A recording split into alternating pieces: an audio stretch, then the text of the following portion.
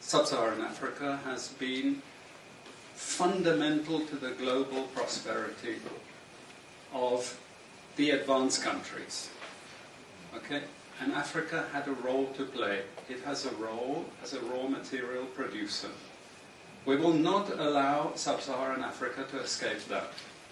Okay, we do everything to keep Sub-Saharan Africa where it is, also impoverished. It's absolutely vital for the prosperity of everyone else. So let's get clear about that. Okay, and this means all the economic structures, all the global institutions, and the economics we teach everyone is all designed to keep Africa exactly where it is. And whether it is Europe or US or now China, it's always the same. We need Africa to be impoverished because we need those raw materials and we need them dirt cheap. Okay, so that's the message. It doesn't mean to say that there's nothing Africans can do. Of course there is. Okay, but this is the opposition that they're fighting. This is what it's about. Because if Africa does do something different, I assure you living standards of all those in Europe and North America and Asia is going to fall. Okay? And that is a big price to pay. I assure you that the West is not going to allow that without a big fight. Okay, so this is what it's fundamentally about. What I want to show you is how these structures are operating. It's just 20 minutes, so we can't do very much, but just to give you a little bit of an idea. And why I keep the ideology part there is because we are part of the producers of ideology. At universities and academic institutions, we are complicit in this whole enterprise. Okay, so the job of many Western academics is to convince Africans they have to keep doing what they're doing. Okay? And to show them it's your fault that you're poor. It's not our fault. It's your fault that you're poor. You know? So this is what we do in academic institutions, and I want to show that as well.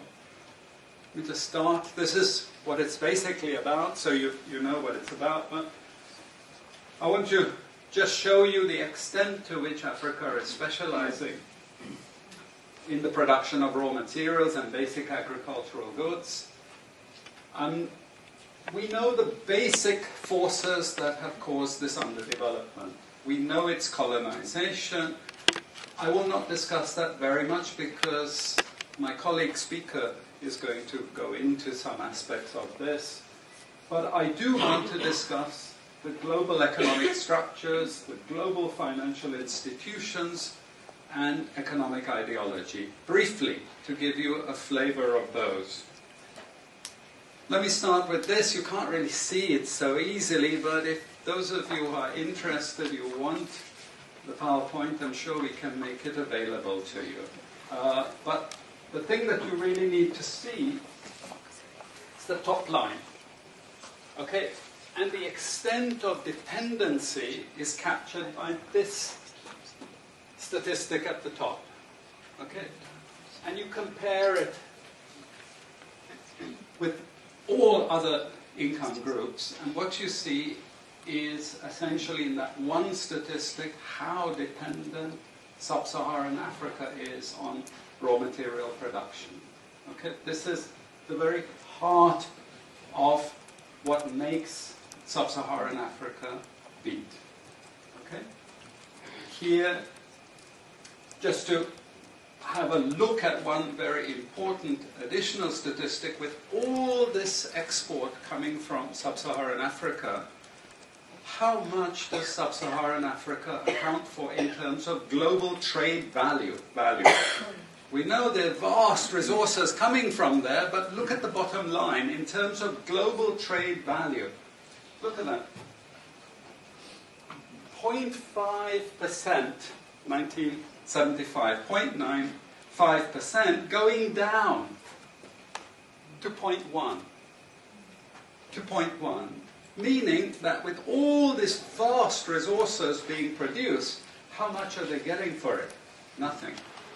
Nothing. This is a very significant piece of data. Then I just want to show you what has happened to sub-Saharan Africa, because what we know, and from all studies, no country ever develops without manufacturing. Okay, producing raw materials will not take you anywhere. Producing basic agricultural goods will not take you anywhere. And let's have a look at how much manufacturing activity takes place in sub-Saharan Africa. We can look over the last 15 odd years, 15, 20 years. And we see manufacturing has actually declined as a percentage of the total. This is percentages of total production in sub-Saharan Africa. How much of it is accounted for by manufacturing? So this figure here is 17% of the total. Most of the rest, when we talk of industry, it includes manufacturing, but the bulk of it is mining. Okay? Raw material extraction. This is the bulk of it. And here we see actually raw material extraction has stayed the same. What has caused industry to fall is the fall in manufacturing production. This is deliberate because we will never, as Western economists, as Western policymakers, we cannot afford to allow Africa to industrialize and start producing manufactures. Okay, so we will do everything to stop that. And I'm going to show you how we actually block that. It's